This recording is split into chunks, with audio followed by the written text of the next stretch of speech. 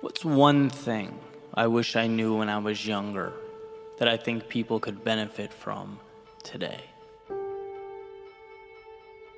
What single piece of information could have the biggest impact? And I spent some time thinking about this question, and the more I think about it, the more the answer becomes incredibly apparent. It's that you are in control of your own life, your own destiny, your own future. And when you take accountability for yourself, life changes. Period. And if you thought that was obvious, I would advocate taking a look around. Maybe a stroll through social media, the Twitters and Instagrams and TikToks of today. And no, that's not the real world, but it's certainly a microcosm of the real world. What do you see? Well, you see chronic blame. I don't like where I'm at or things are, so that must be your fault or their fault or someone else's fault. You see people looking everywhere but in the mirror, actually seeking out victimhood, because that's what brings the attention. That's today's currency. It's much easier to be the victim than the hero, because being the hero means you have to sacrifice something. It's people saying the news or some institution or the federal government is the problem. And if those things would only change, then we'd be good. Let me explain why I think this mentality is self-sabotage. And why I would take younger me by the hand and I would say, listen to what I'm about to tell you. Where you start is often outside of our control. Let's be real, life is not fair. We don't all get dealt the same hand. But this next part, as I once heard Will Smith articulate beautifully, is the same for everyone. What you decide to do about it right now is what matters. And that is the control that we all have. It's not your fault where you start, but it's your responsibility to choose where you end up. You can shake your fist at the sky, or you can start building a life that matters to you. It's easy to blame the world, to be the victim, at least in the short term. But a fulfilling life is about meaning, about fighting for something valuable, about evolving into the version of yourself that you always knew in your heart you could be. You just had to unlock. See, no one down the road was ever happy with themselves for blaming the world while they bitterly remained stagnant. I would say to a younger me, worry less about how you're perceived and think more about who you are, what you're capable of, because that you can always control. Stop losing yourself in the news or whatever the narrative of the day is. That has nothing to do with your progression, has nothing to do with your very next step. So sure, be informed, but do more, consume less. Because by and large, it's a distraction. And I would say the government, which has become the crux of our discourse today, transforming into a modern day religion. Look, the government's job is not to give you anything. It's there to protect what's inherent to you already. Your right to live life on your terms. See, satisfaction, it will come from good habits. It will come from self-belief.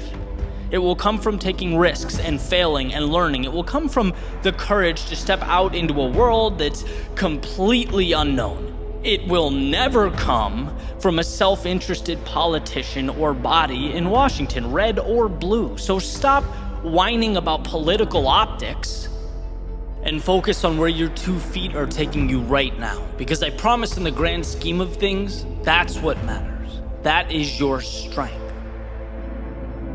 Expecting someone else to come along and change your life is like screaming into an abyss. I would say to my younger self, when you start looking around and seeing what everyone else has, and beating yourself up for not being as good or feeling like you're behind, look, it's great that their success motivates you, but dwelling on it won't make your life better. Life is a race between you and you. It's a fight between yourself and those thoughts that constantly knock on the door, looking to settle into your psyche. If you defeat that demon, you'll be where you want to be, regardless of where others are. You're right where you need to be, so keep your head up and keep moving forward. I'd explain that to become something more, to change, requires a sacrifice that feels so substantial, so big at first, that it bullies most people into staying right where they are. That to become something new, you have to learn to play the fool, to get humbled. You have to change your relationship with short-term failure. And that's not easy. But taking control of your life is not supposed to be easy. Only worth it. They're different. And I can certainly look back at my own life, think about the times where I was so busy pointing out that I didn't even think to point the finger at myself. I was so worried about life being unfair that I existed in this temporary state of paralysis, the whole time not knowing that I could have been stepping forward. Could have been tapping into the single greatest power I possess, control over my own life. See, every time you feel anger or the need to blame those around you, you're taking the spotlight off of what matters and placing it on things detrimental to where you want to be, to your journey and your future.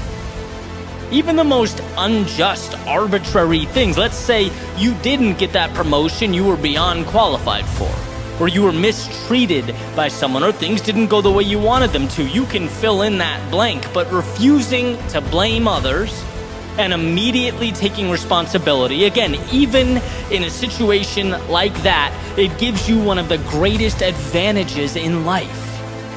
It gives you that gift of control. You can now assess the situation. You can now ask yourself, hey, what can I do to change this? You can delve into the why, find the lessons and the value. You can come back and reapproach this thing stronger. Because to blame others, to take on that role of victim, it's essentially living life in the passenger seat. It might be easier, might be less work, less responsibility, but what you never have is control over where that car goes. But when you own it, when you say, hey, maybe it's not my fault, but look, it's mine now. It's my responsibility, the good, the bad, every aspect of my life. It puts you in position to change things, to take the wheel and reroute to a destination of your choosing. So that would be my message to the world. I know it's not an easy road. I know life is unfair. I know things aren't perfect, but the best thing you can ever do for yourself is say, you know what? This is mine to own. And I'm going to look around for that light switch that will create momentum. That little decision that will get the ball rolling. I'm not going to sit back, shake my fist, and blame life. I'm going to walk out that door and create life. That's where you'll find what you're truly looking for.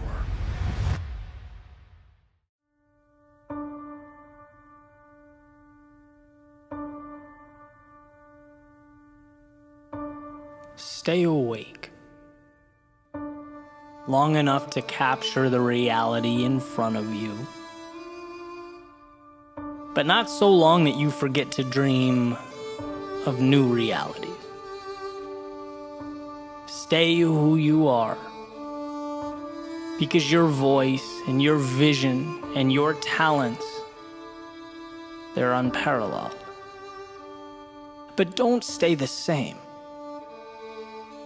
Because to evolve is to breathe life into that authenticity. Stay away from those misaligned ventures, the broken places, the empty relationships.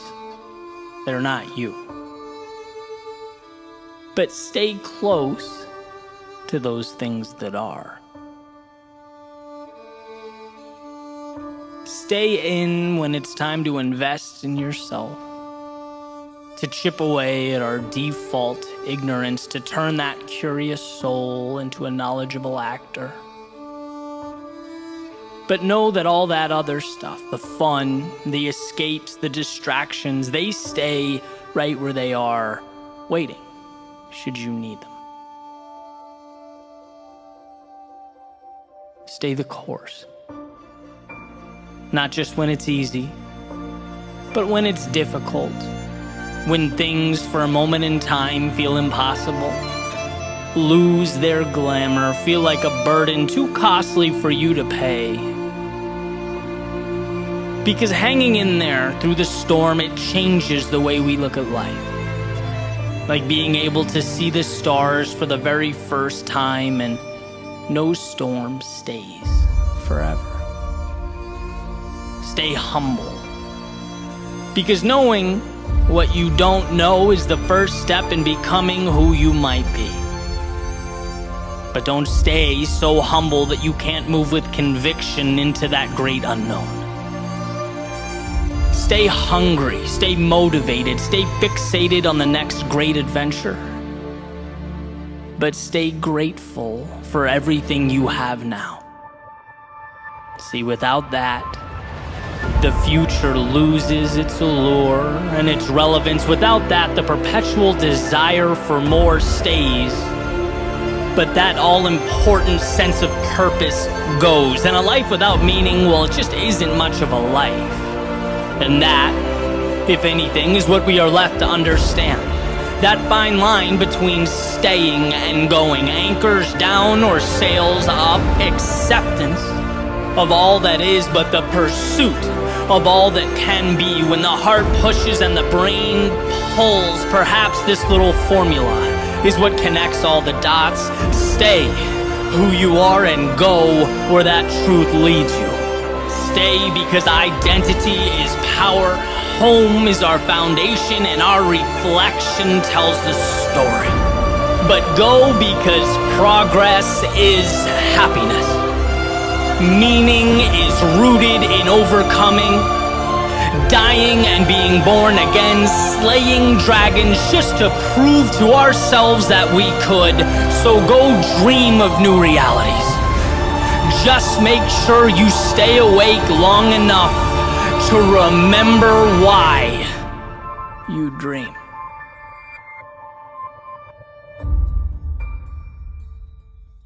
Oh, to be stuck.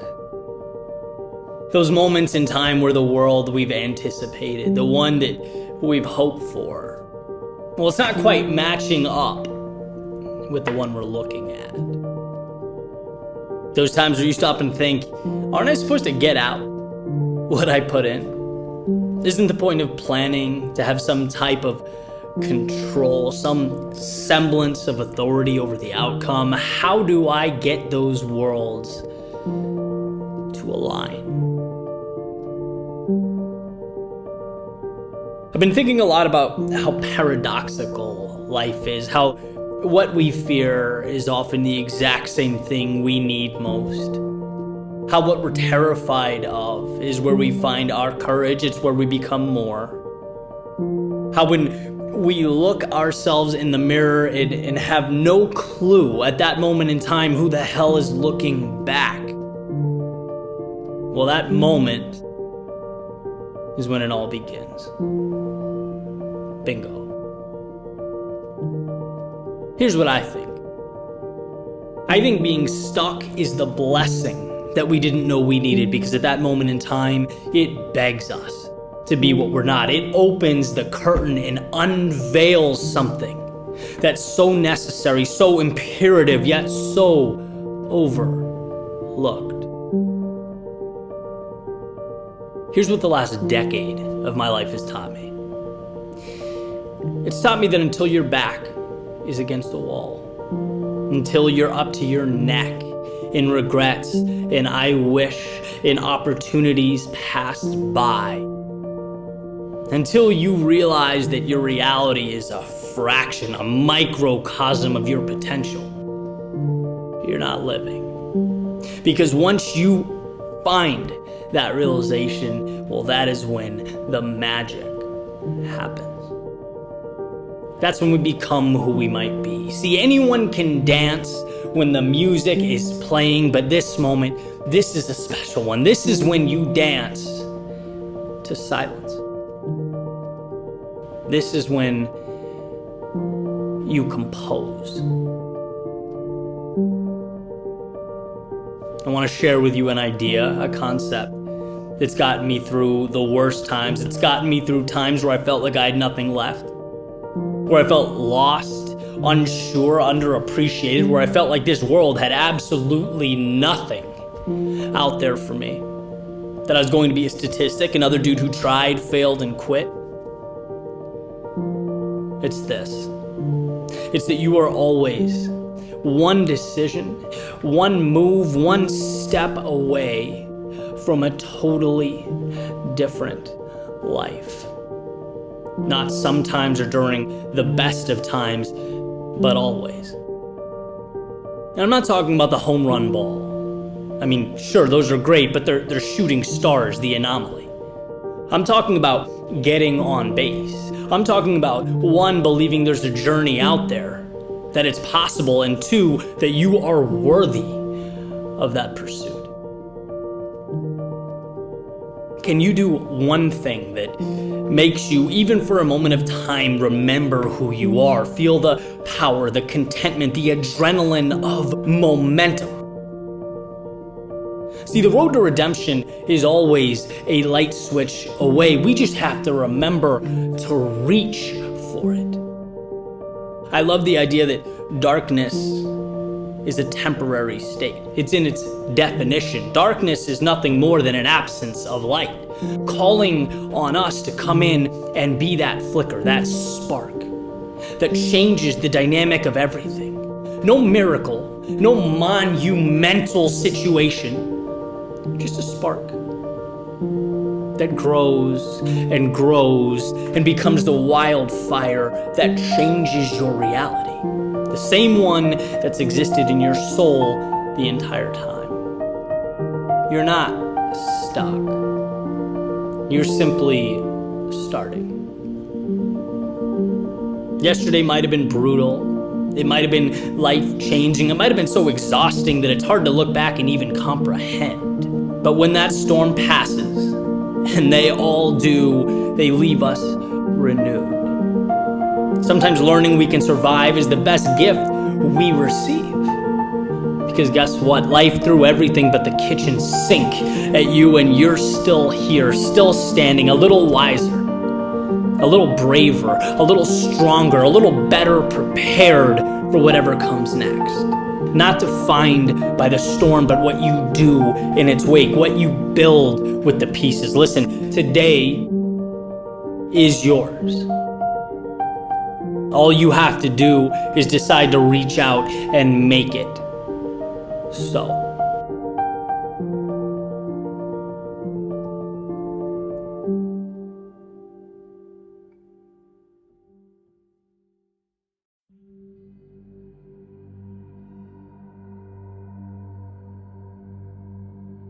Part of my morning routine every day is to listen to the commencement speech Admiral McRaven gave at the University of Texas, where he's talking about 10 lessons that he learned during his time as a Navy SEAL going through BUDS training. And he positions them in a way that will really help anybody through life if they implement these concepts. It's an incredible speech, and my favorite lesson of the 10 is around what he calls the sugar cookie. And I want to delve into it a little deeper because it's such a perfect metaphor. It's so relatable. And so for a quick overview, basically during BUDS, all the attendees were called to line up for uniform inspection.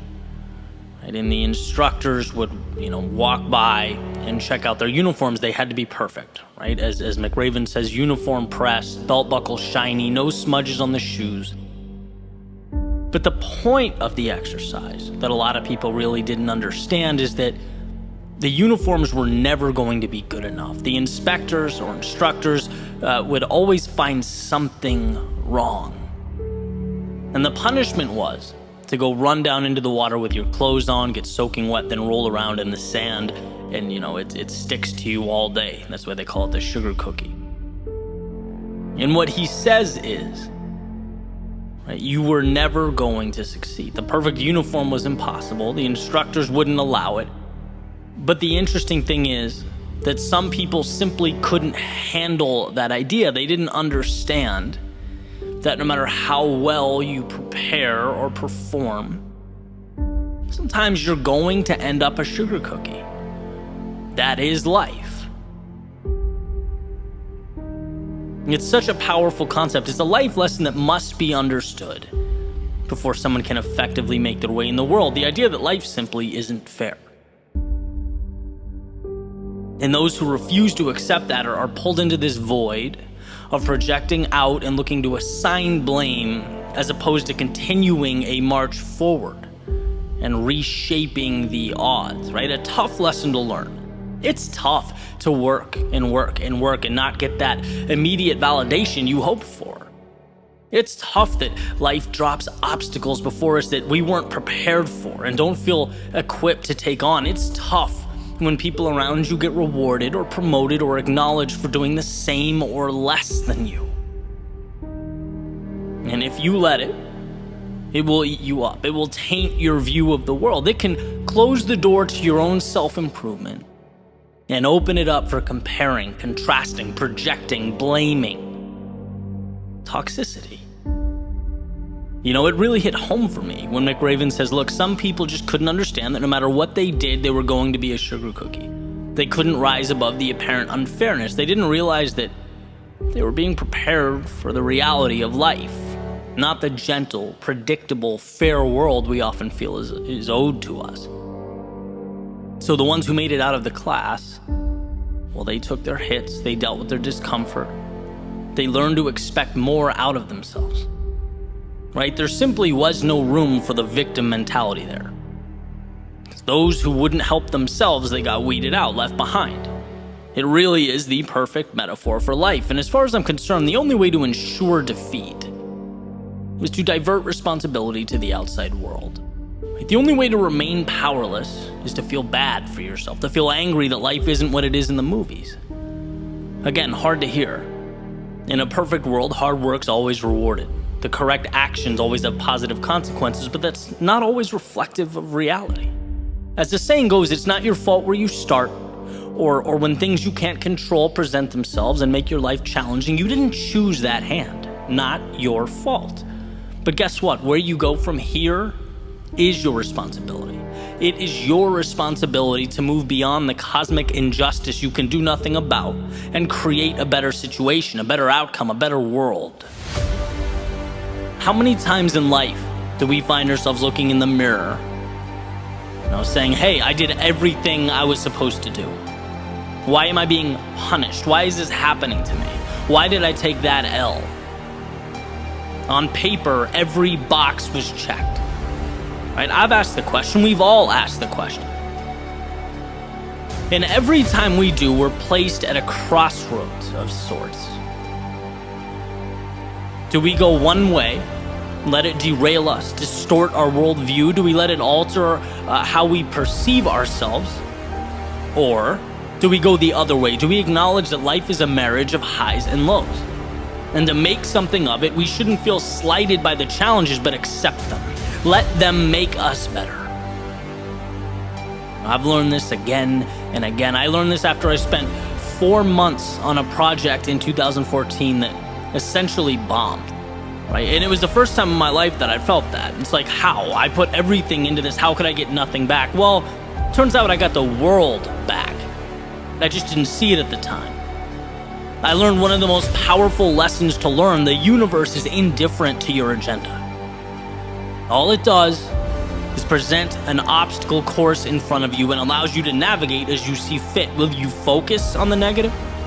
Will you have resentment towards life's injustices? Because a lot of people do.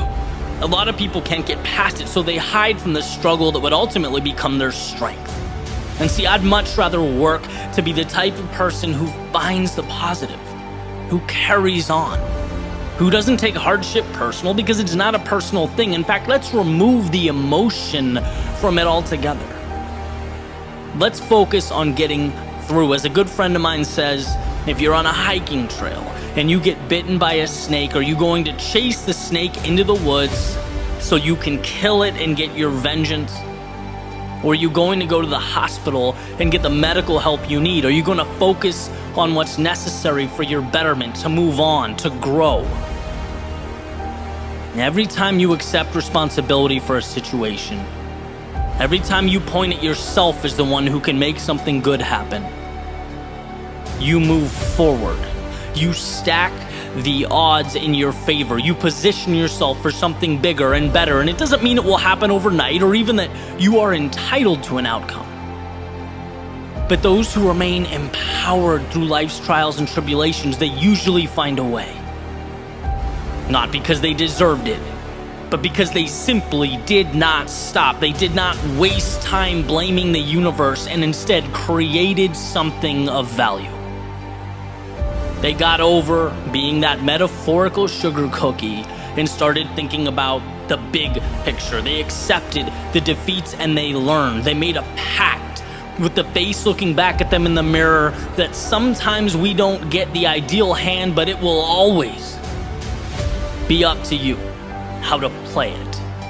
There is always a win, always a positive, and to remember that is to create a world of your making.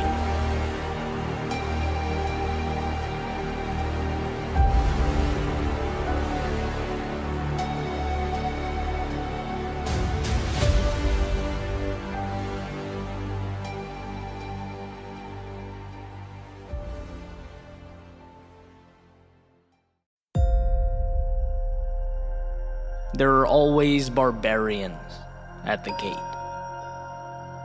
And I mean this in the sense that the second we give less than our best, the second we let up, it's not just that we allow the important things to fade.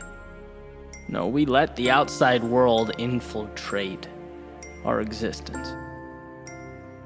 In The History of Civilizations by Will Durant, he said something that I found incredibly interesting. He's talking about the fall of the Assyrian Empire, and he says barbarism is always around civilization, amid it and beneath it, ready to engulf it by arms or mass migration or unchecked fertility. Barbarism is like the jungle. It never admits its defeat. It waits patiently to recover the territory it has lost.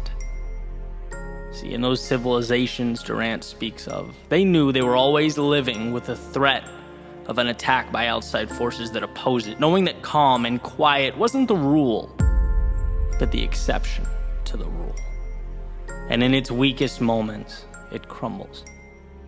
In fact, Durant says societies are born stoic and they die Epicurean, right? Created from discipline, but fall apart when people take what they have for granted, when pleasure and leisure become the standard. It's almost like society is a submarine keeping out the ocean of human nature, constantly putting pressure on it, right? And why does this matter? Well, this is what's interesting. Compare it to this idea that I found in Jim Rohn's collection of lectures, where he's talking about life's concessions. He says even small compromises with regard to your goal matter. Giving in, even a little bit, can be dangerous. Saying, oh, it's just one time, is a wolf in sheep's clothing. Because it begins the process of the downfall. Plants a seed, it cracks the door for those barbarians waiting patiently outside the gate.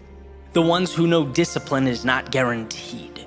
Discipline is built, manufactured, it must be protected. It is the exception to the rule, and they are chomping at the bit. Given the slightest opportunity, they will bring it to ashes. And this matters because it's up to you to protect that which is worth protecting. Do you ever have one of those days or weeks that are insanely productive or enjoyable and you just think, this is great, I need to do more of this, I need to sustain this. And then time goes by the outside world sneaks in and the prospect of continuing that routine slips away, crashes, because parameters were not created, because you let it slip once.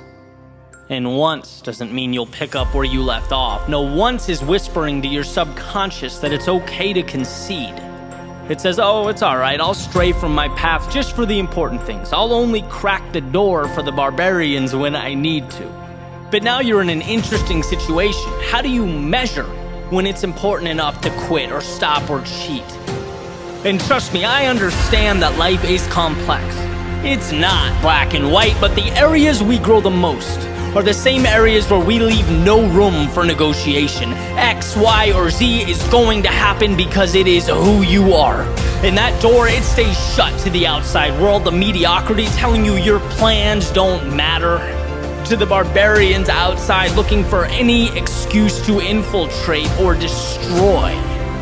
And see, the point is not to avoid fun or leisure or the enjoyment of life. No, of course not. What I'm advocating is that we highlight the aspects of life that are non-negotiable, the things that mean a lot and are therefore subject to the ever-reaching arm of retreat. You don't have to do this, the barbarians will tell you. Once isn't the end of the world, but what life shows us is that greatness isn't one crazy or monumental action.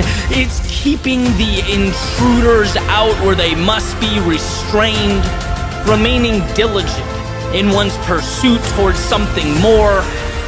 Yes, there are always enemies at the gate, but there is also within you the ability to keep them in check, to tame them, to differentiate between your world and theirs. And in your life, your world, your empire, you are the gatekeeper.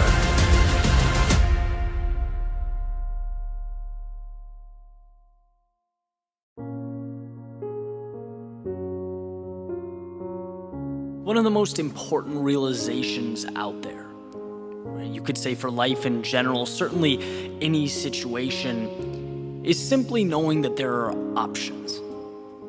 There are always options. And that's in reference to that metaphorical edge or cliff that we all come up against every now and then.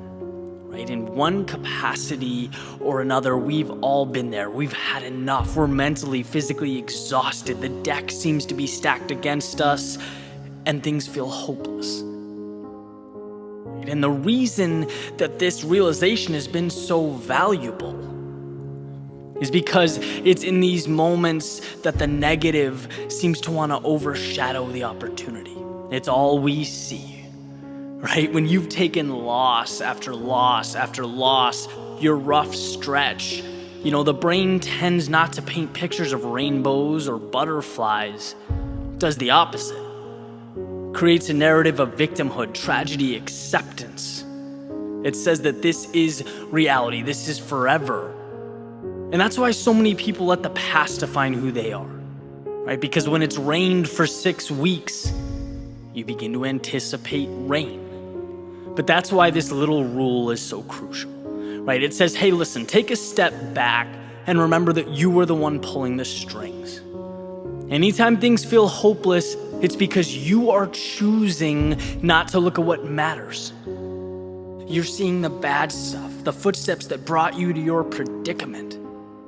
But they are not you, and they have very little to do with your ability to change. It will never be a false statement that the rest of your life starts now with the decisions you make from here on out. The trick is you have to see the ocean of opportunity and not that bucket of water that you tripped over. That will always be the temptation. And I can speak from experience. I've had projects fail. I've had investments fall apart, relationships come crashing down, all the above, just like every single person alive. But what makes or breaks us is the ability to recognize our emotional state, understand that we're being irrational. Our discomfort, panic, dreary outlook, all of that is self-induced, self-made. And we can decide to see the good. Your business idea was a disaster. Fine. There are two things you can do. You can say to yourself that you suck and you can dwell on it, or you can think about the experience, the relationships you built, the lessons learned. Look, some people pay 6 figures to read about your experience in a textbook. You lived it. Maybe it didn't go exactly as planned, but you'll get to talk about that someday in an interview, right? After your next project, your next business blows up and changes the world. You can do anything, you can go anywhere, and I say that because just the thought is incredibly liberating. You're never stuck, and how amazing is that? Unless you hold out your hands and cuff yourself, limits do not exist. You have weaknesses? Sure, fine, we all do, but the question is, what are your strengths? How can you better utilize what you have? The wealthy, the successful, the accomplished, the people you read about, they take the down times in stride. And I'm not saying smile and whistle while things fall apart around you. What I'm saying is anything that falls apart can be rebuilt, recreated. So don't forget that, right? Stop limiting your perspective. A loss is a future gain. Ends are new beginnings. Being scared means you're trying something new. Being embarrassed means you're learning. Sure, on the surface, these things look bad, sometimes very bad, but in the long run, they make you who you are.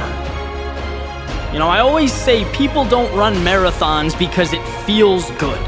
When you dig down, there's something more there. They're doing it for another reason. In the bumps in the road, the pain now, it doesn't mean you struck out or lost. It's part of the process. It turns into a feeling so beautiful, so perfect, that you can't even really articulate it. When you feel bad about your situation, you are thinking about the mistakes of yesterday and not the opportunity of right now. You are thinking about what has and can go wrong and not what can go right. It doesn't matter how dire your situation, you can take something from it. So put that into practice. Next time you're feeling discouraged, and that time will come, ask yourself what you are really focusing on. Seriously. And I guarantee you it's not on how incredible your family is, how far you've come over the past 5 years, or how every single thing you need to make your dreams come true is available to you. No, you're probably thinking about the ridiculous, irrational nonsense that holds you back. Right? You will face obstacles in life and you will overcome them, but be the solution, not another obstacle in your own way. When you are against the wall or on the edge, think bigger. Remember that any situation can be undone. Any story can be rewritten. See the opportunity. Pull out your notebook and get to work on building the world as you want it to be, not as it is. The answers are all around you. Choose to see them.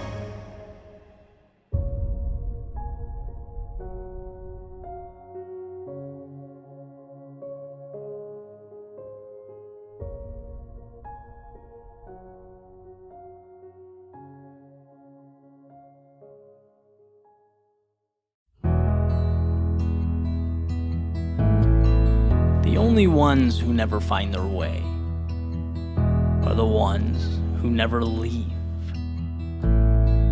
For everyone else, where there is a will, there is, in one form or another, a way. We are presented quite the paradox. We're placed in a world much bigger than we are, in which we have to coexist with forces far stronger than us. We have to accept realities both outside of our comprehension and control, so we start with an uphill climb. But the beauty of life is that we get to decide where that climb ends. Because should we choose to utilize it, we are also given the incredible ability to expand. To use those daunting and impossible obstacles around us to become something greater. It's where we decide to push the buttons of conformity, step over the lines of self-consciousness, that big, strong, scary world starts to make just a little more sense. Every time we push back against the things we're inherently fearful of, life's opportunity opens for us. Like a carpet that just never stops unfolding, we are both outmatched and infinitely powerful. And infinite is the right word. What you become is proportional to how hard you push. Imagine a life where you don't stop pushing. The world expands with courage. By jumping headfirst into hell, we learn to develop the tools to cope with it. It's an amazing thing. That fear-based mindset that came stock with our bodies, it was meant to be built upon. Fear is the ultimate starting point, the one in which we should ultimately be grateful. How else would we know which direction to set our sails? Emerson says, when a young, resolute fellow steps up to the great bully, the world, and takes him boldly by the beard, he's often surprised to find it comes off in his hand, and that it was only tied on to scare away timid adventurers. See, I worry that some of the most important things we need to know, life's greatest principles, get buried in complexity and misunderstanding, particularly here with fear and doubt and the things that make us feel small, right? Because it's ultimately at that point, right when we most want to detract and cave in on ourselves, that we get an opportunity to enhance our state of existence.